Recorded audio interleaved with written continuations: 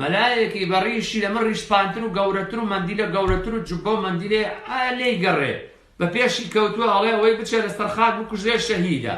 ئێمە مەستا مەلا جەنابی مەلا یەزیدیەک ئەکوژرێ هەمان هەدەفە لەگەڵ من لەسەر خاکە، زەردەشتێک لەگەڵ منە هەمان هەدەفە لەسەر خاکە، ملحیدێک لەگەڵ من هەمان هەدەفە لەسەر خاکە.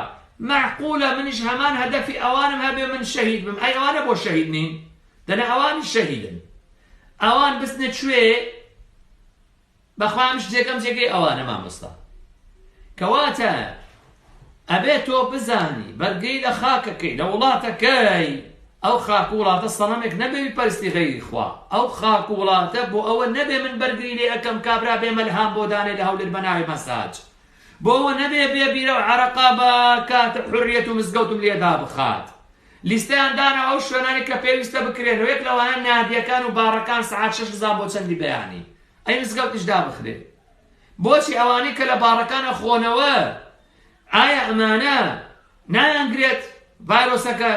منداڵەکانیان توش ناکەن، مناڵەکانیان نایناو مناڵی مسلمانان، مناڵی مسلمانان لەوان نایگرێ. عەلا کولی حال یا دێ لەسەر جادە یاری بەڕیشی مەلاکە مەلای ڕیشپان باشە خۆزدا من سەگ بوومە تۆش دێڵە سەگ، وەڵا مەلای ڕیشپان سەگ و دێڵە سەگ مارە ناکە. تۆ هاتی بەرگەی لە خاڵکی ئاوا بەخوا و پێغەمبەرت بکەن، ئەوجا مەلای سەختەکار و دیلفرۆش دوعات عەلا ئەبوابی جەهەنەم لەسەر دەرگای جەهەنەم وەستاوە مەلا بانگی خەڵکەکە وەرن شەهیدن بۆ جەهەنەم بڕۆن. شەهیدی چی و حاڵی چی؟ من قاتل لتكون كلمة الله هي العليا فهو في سبيل الله، فإنه لا إله إلا الله لجهاد به هو بو خدايه.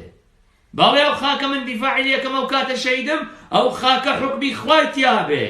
ئەگەر ئەو خاکە لە ناوچوو جیرە حکمی خوا نامێنێ، ئەو کاتە تۆ شەهیدی مەلای درۆزنی دەجال.